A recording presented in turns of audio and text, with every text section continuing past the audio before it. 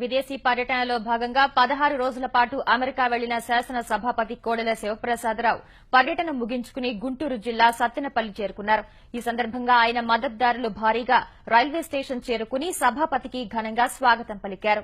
రాబోయే రోజుల్లో నవ్యాంధ్ర అభివృద్దికి ప్రభుత్వంతో పాటు ప్రవాసాంధ్రులు తోడ్పాటు ఉంటుందన్నారు. అనంతరం సత్తెనపల్లి మండలం నందిగామలో పుష్కరాలకు వెళ్లే భక్తుల కోసం గ్రామస్తుల ఆధ్వర్యంలో అన్నదాన కార్యక్రమాన్ని ఆయన ప్రారంభించారు. సంఘం డైరీ పాల ఉత్పత్తిదారులకు బోనస్ నగదును అందజేశారు. అనంతరం భక్తులకు అన్నం వడ్డించారు.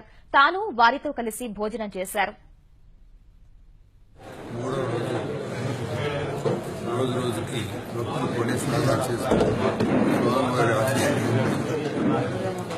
ముక్కోటి దేవతలు నిలయమైనటువంటి కృష్ణానదిలో స్నానాలు జీవితంలో అతి అరుదైనటువంటి అవకాశం. ప్రభుత్వం అన్ని విధాల ఏర్పాట్లు చేసి భక్తులకు ఎట్లాంటి ఇబ్బందులు లేకుండా చేయడం అనేది లక్షల మంది రావడం, రోజుకి ఈ పుణ్యస్నానాలు చేసే